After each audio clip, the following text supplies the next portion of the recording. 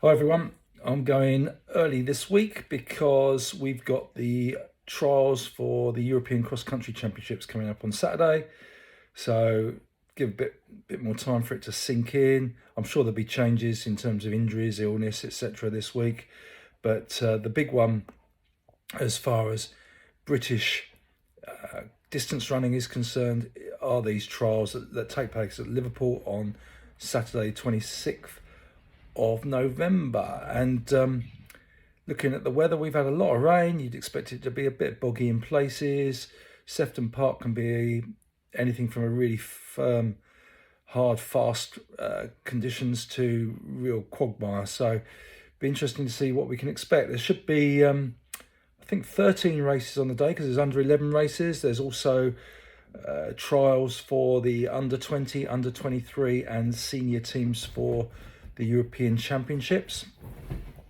There's also a 1500-metre relay trial where the top two females and the top two males qualify for the British team automatically. Competitors for that trial only found out on Friday, so it gives them 8 days of definite preparation, and I can't find any competitor list for that, which is unfortunate. But can look at all the entries for the other events. If you go to the entry hub for the UK Cross Challenge at Liverpool. As far as selection is concerned, for the senior and under 23 teams, it's the top 4 automatically get selected, and there's 2 discretionary places. I'll come to that in a minute. The under 20s are the top 5 with 1 discretionary place. The under 20 men's race is over 6.7k. The under 20 women over 4.4k, so pretty short. The senior men over 9.8k, and the senior women over 8.1k. Thrown into the mix is the fact that same day are the league races for the senior races, so you'll get quite a few locals being lapped by some of the front runners in the trials. But although it gets discussed every year, it doesn't seem to affect things too much, but hopefully that'll continue. I think there might be a live stream. If I had to guess, it might be on the England Athletic Vids YouTube channel, but look out for that on social media because I couldn't find it this moment in time. The other thing thrown into the mix is there's a train strike going on, which will cause disruption for those travelling, particularly hits Saturday. So you might be able to get there Friday by train, but can't get back by train. But anyway, that's something for competitors and supporters to think about. So looking at the men's race, I think one word that might describe it is loaded. Many of the top Brits are competing this year. We've got Mark Scott, well known to most of you, I presume, who broken 13 minutes for 5,000 metres. Very recently, he won the Surrey League quite comfortably, I'm told. So he's in decent shape and looking forward to it, been training in the UK. Jack Rowe won last year. He won the Hampshire League recently. And we've got Emil Caress is entered now, who's done 60:32 at the Valencia half marathon recently. So he's in good shape. We got Mohammed, the national cross country champion from Southampton. He was first at the Milton Keynes Cross Challenge a week or two ago. Again, in good form. And we got Ben Connor, who won the Great South 10 miles in October. And he did a cross country race in Spain. So I'd say those 5 stand out as far as the senior team's concerned. There are under 23s that run with the seniors, of course, and I'll come on to that in a second. But we got others like Ellis Cross in good form, 47 minutes something for 10 miles at the Great South, second to Ben Connor, and also second to Jack Rowe in the Hampshire League recently, so tuning up for this. We've got Alex George, third at Milton Keynes, and Hugo Milner, fourth at Milton Keynes. Both, established credentials over cross country, if you like, could get amongst it. And then we got the likes of Callum Elson, who was 5th at Milton Keynes, Ian Crow-Wright, 2nd in the Surrey League,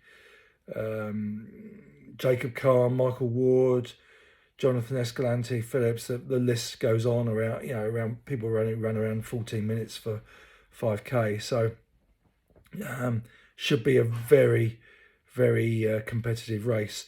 And then you throw in the under 23s, and you've got to keep an eye on the under 23s because some of these guys could finish in the top 10, but of course don't count necessarily to be in the senior team. Zach Mohammed, brother of Mohammed, who's Mohammed was second at Milton Keynes. He's in good form. We got Rory Leonard, who's entered now. Rory was 32nd in the NCAA cross country at the weekend in the States, running for Oklahoma, and their team tied, and he was the 5th scorer. And unfortunately, they missed out on head-to-heads against Northern Arizona. So 30 seconds, extremely good run. You'd expect it to be good enough to be picked for the under-23 Great Britain team. But last year he came back and he did run the trials. So I presume he's going to do it again. So him and Zach Mohammed would be, amongst the favourites to get in the under-23 team. Then we've got a few others I'll mention, but of course it's open to other names as well. We've got Henry McCluckey, who really his only form recently has been like in the National Road Relays, etc. But on his day, extremely good competitor. Matt Stoney, who raises his game for the big ones, 6th at Milton Keynes in his first cross country of the season, 3:32 for 1,500 metres. He normally gets it right if he's aiming for something recently. And so Matt Stoney you throw into the mix. Canny racer, if you like.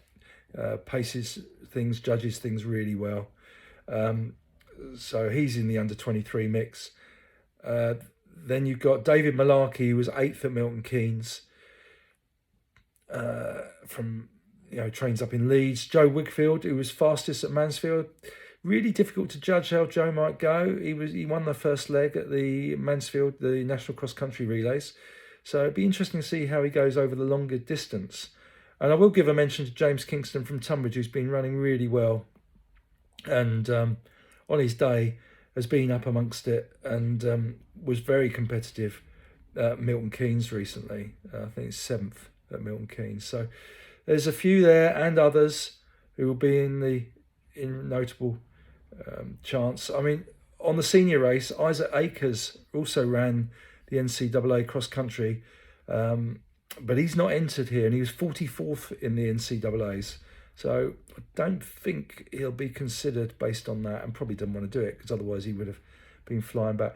Some notable absentees who were up there last year. It's people like Andy Butchart and Jamie Crow, first who were 2nd and 3rd last year. Callum Johnson, Will Battersill, Stuart McCullum, Tom Anderson, Tom Mortimer, all missing from the entries this year, who were high up last year. So it's a different feel to the field this year. Last year it was Jack Rowe, Andy Butchart, Jamie Crow, Tom Mortimer, Will Battersill, and Stuart McCullum were the top 6 in the trial race. But as I say, 1, 2, 3, 4, 5 of those 6 are not racing this year. Only Jack Rowe returns, who was last year's winner.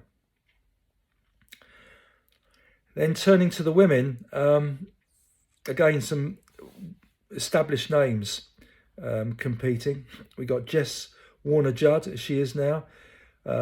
Most recently won the Leeds Abbey-Dash 10K, so in decent form, seems to have been recovered from her honeymoon, although she's probably training quite reasonably on her honeymoon.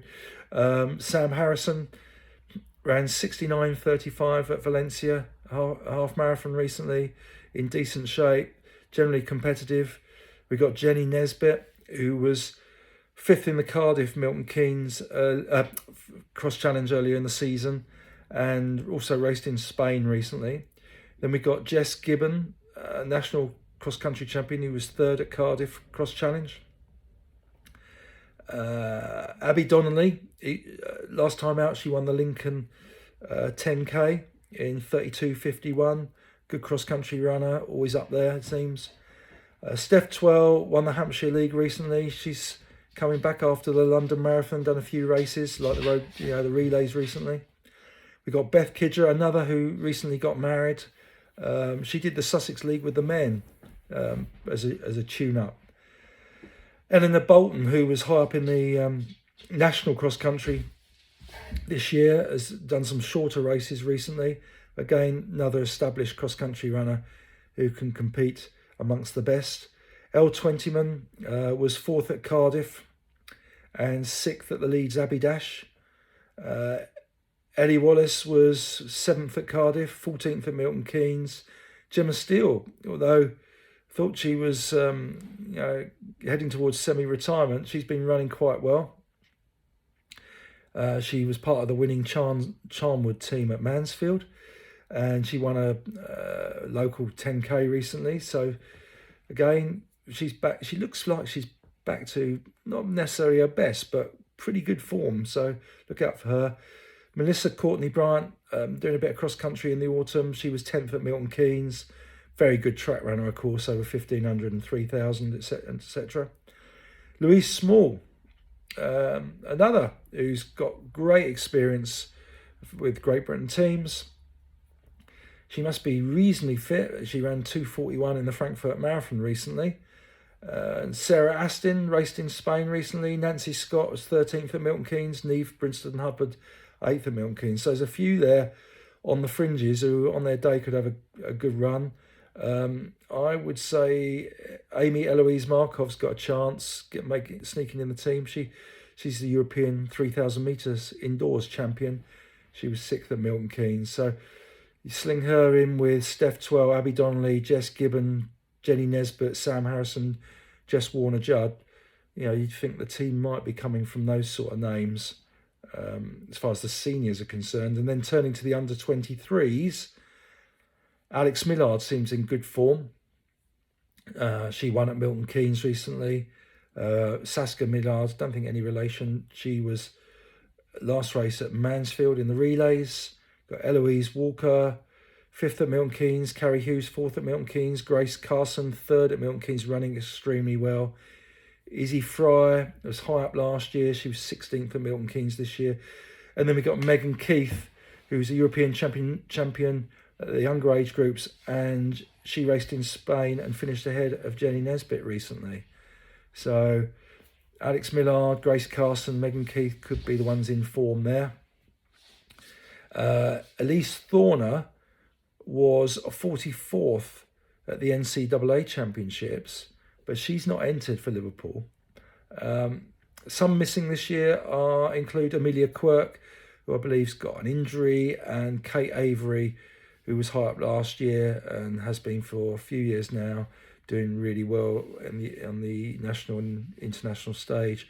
She seems to be mountain and trail racing more recently, but she's not entered either. Last year, it was Jess Judd, Jenny Nesbitt, Abby Donnelly, Amelia Quirk, Jess Gibbon and Kate Avery. So 4 of those are returning this year. I expect those 4 to be amongst it. So there you go. That's my preview. Look out for the live stream. I hope to be doing some filming up there as well, as I would do normally, especially as the younger races as well. I hope to see a few of you on the course. Good luck to all those racing, and let's look for some really competitive events.